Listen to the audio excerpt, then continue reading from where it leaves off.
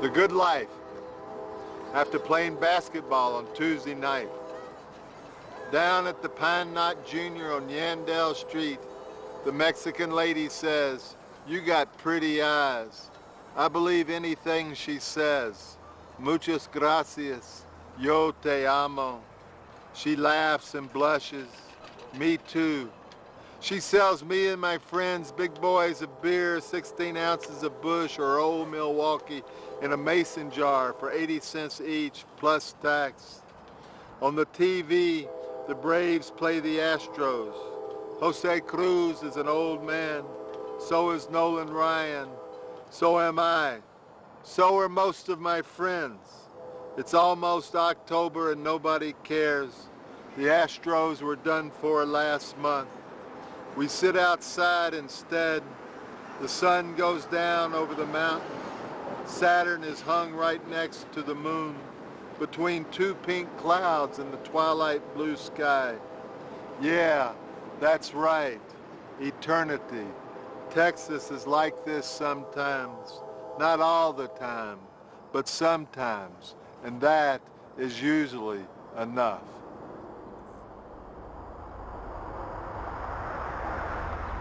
Oh yeah, I'll die here. I hope to die in my house. It's a nice place, you know, El Paso. You get to love it. The two languages, it's not like Europe when you have all those many different languages, but at least we have two languages here and two cultures. You know, it's really one city. If you look out over the city, you would never know it's two different cities with a border in between, but it just looks like one place. But with the post 9/11 insanity, you know, and the fear of immigrants and all the stupid drug laws, you know, that the border's getting harder and harder to cross, to go back and forth to visit family. They're really separating us from Juarez. Yeah, it's become more of a border since we've been here, but it's become more of a barrier than it was when we first came.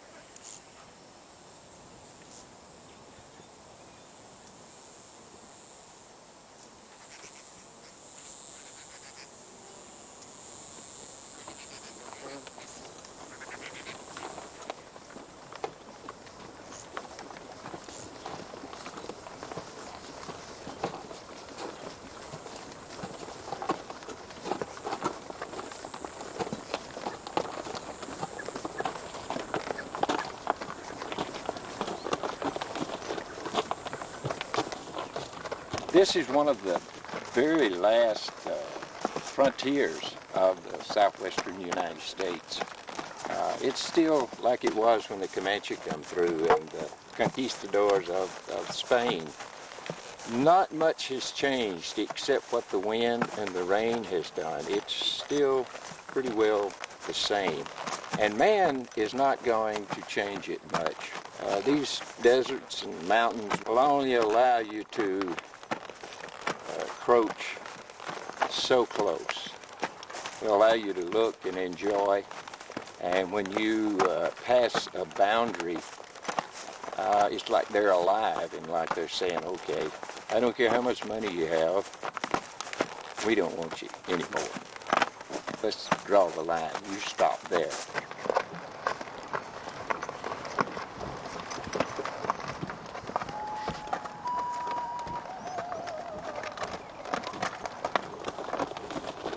It's a number of reasons why I came here.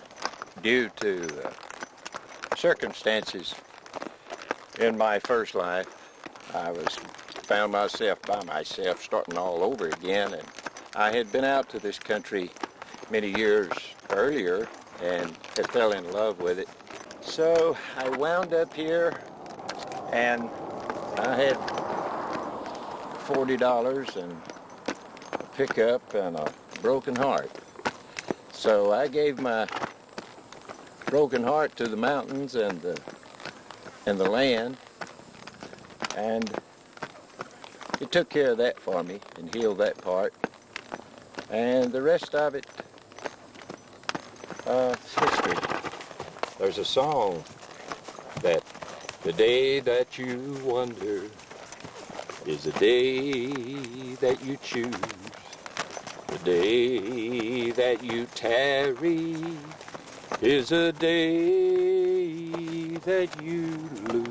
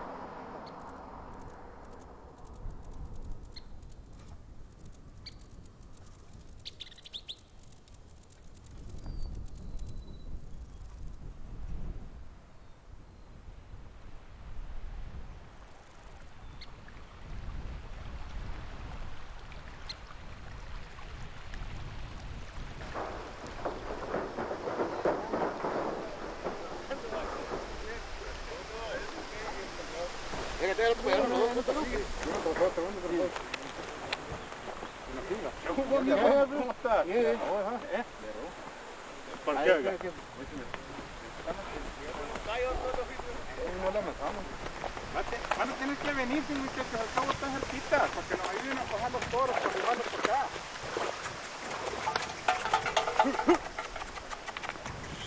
Ahí está el mecate, no, mira. ¿Dónde el mecate?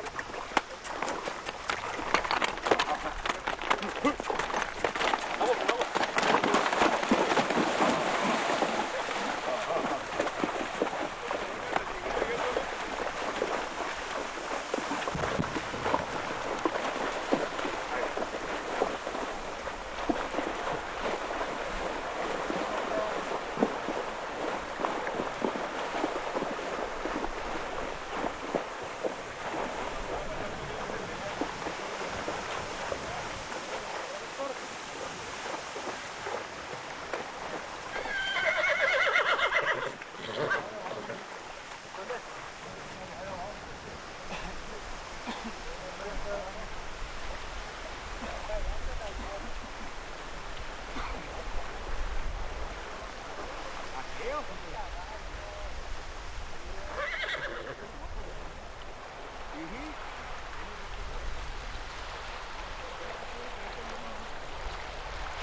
May 10th, 2002 was when everything happened here.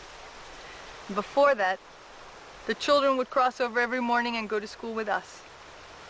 We would go and play music over there.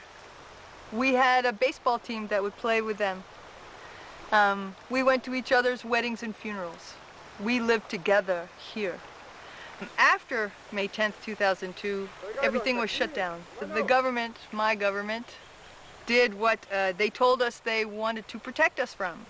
So they told us that the reason they were closing the border here was to protect us from illegal aliens and from drug smugglers and from terrorists.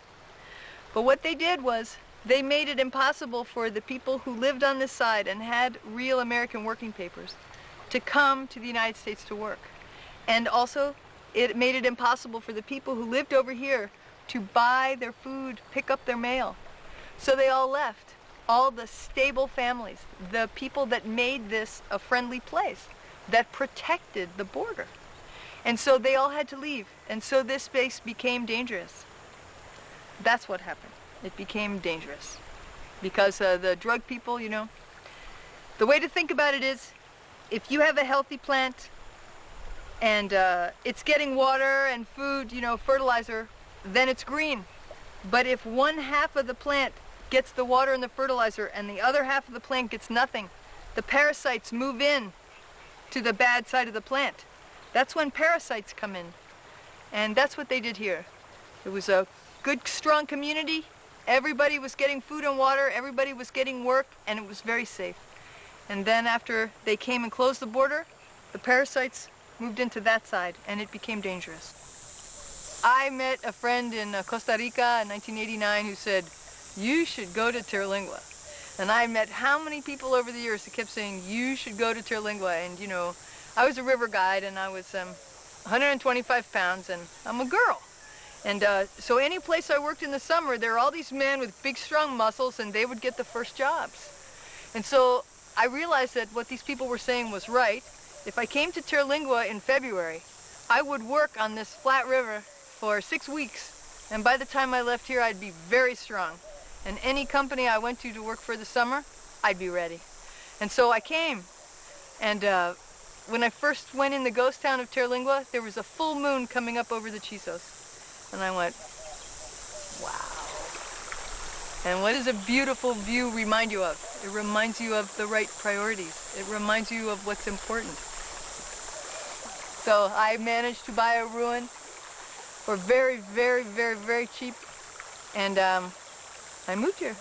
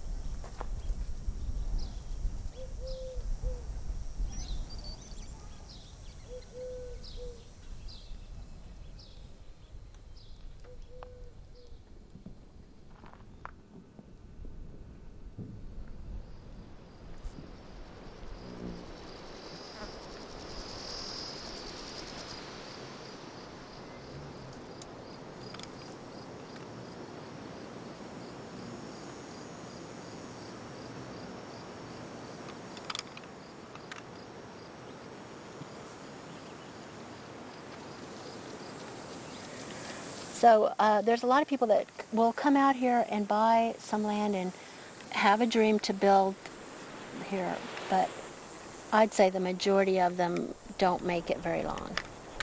There's no Walmart. So a lot of people cannot live in an inconvenient place that this is. I'm asked all the time, like, why would you want to live here? As an artist, why would you want to live here? I'm thinking, Well, I like that statement. I mean, let's keep it like that. I would prefer people to, not everyone to love to live here. Because then it would be crowded, and then it would be like the place I came from.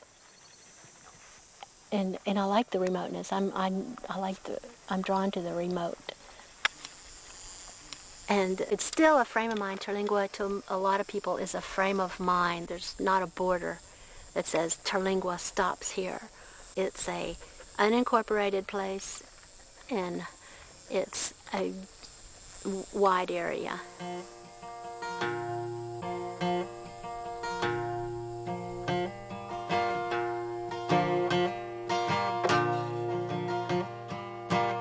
If I had 100 foot of hose, I would run it up my nose.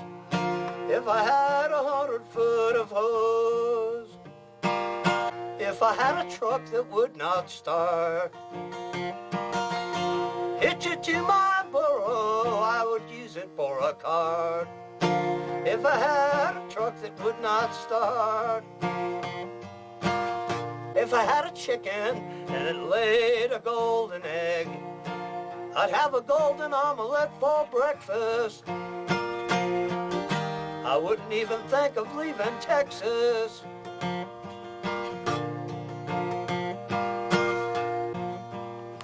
Let me tell you something, mister, to improve your day, you got to take the time to contemplate your treasure. Maybe something happens, something moves your way. Maybe you can buy me a mind eraser.